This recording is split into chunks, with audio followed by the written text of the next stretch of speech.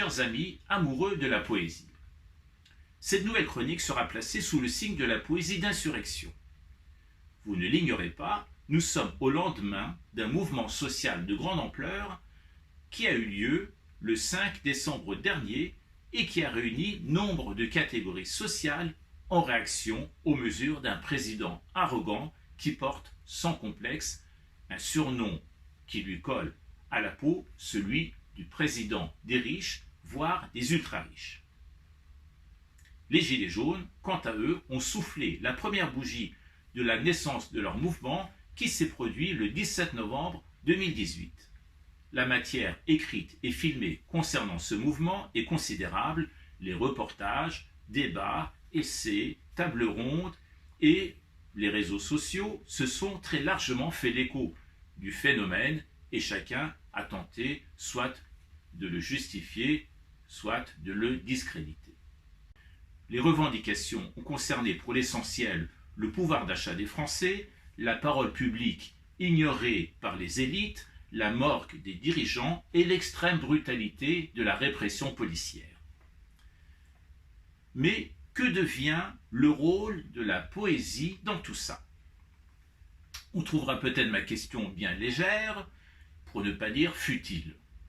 On me lancera: qu'est-ce que la poésie viendrait faire dans ce mouvement social et politique? Eh bien, je répondrai: regardez comment ça se passe ailleurs. Vous n'êtes pas seul au monde.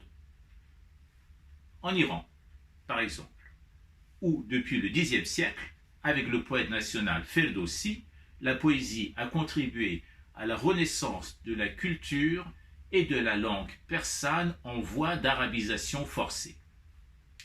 Et aujourd'hui même, il en existe encore de ces poètes qui marquent leur époque sur le plan politique et dont la poésie se trouve sur toutes les lèvres. Et quand je dis sur toutes les lèvres, je pense aussi bien aux couches les plus défavorisées qu'à ceux qu'on appelle les élites du pays. Mais aujourd'hui, en France, connaissez-vous une seule voix poétique, contemporaine, capable de se faire entendre en faveur du mouvement des Gilets jaunes? Bien sûr, il existe des poètes dans ce pays, très peu en réalité, car on y trouve beaucoup de faux poètes qui font passer leur écriture en prose pour de la poésie et qui ne cessent d'ailleurs de s'étonner d'être invisibles pour les médias. Eh bien, il y a de quoi, messieurs, dames les prosateurs, c'est parce que, comme je viens de le dire, ce que vous écrivez, ce n'est pas de la poésie, c'est de la prose. Et je vais vous proposer une image pour que ce soit plus clair. La prose est à la marche, ce que la poésie est à la danse.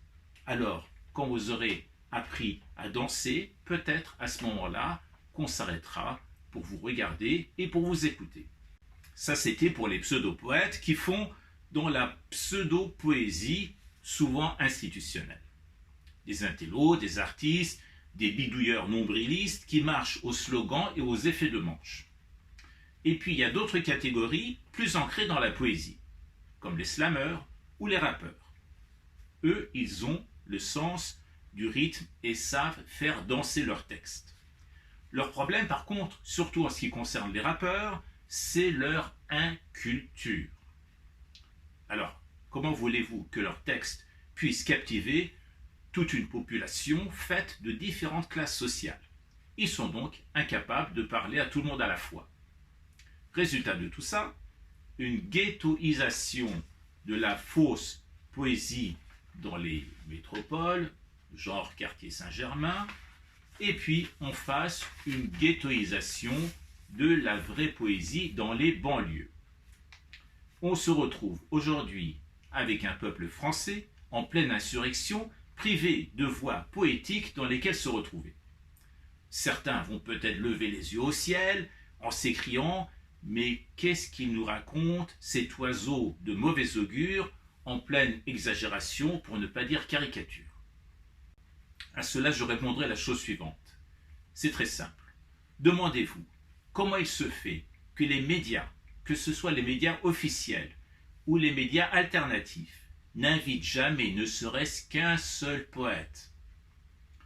Un seul poète aujourd'hui pour que ce dernier se fasse le porte-parole des Français par sa poésie. Demandez-vous également comment il se fait que les Gilets jaunes ne chantent pas dans leurs manifestations un seul poème de nos auteurs contemporains. Eh bien, moi je vous dis que c'est grave d'en être arrivé là. Alors, qu'est-ce qu'il nous reste aujourd'hui à nous mettre sous la dent à l'heure des manifs? Il reste des chansons du genre Emmanuel Macron, ô tête de con, on vient te chercher chez toi. Après tout, pourquoi pas? Et puis, ça lui va bien, Emmanuel Macron qui a tellement méprisé et insulté les Français. Mais ceci n'est pas, toujours pas, de la poésie.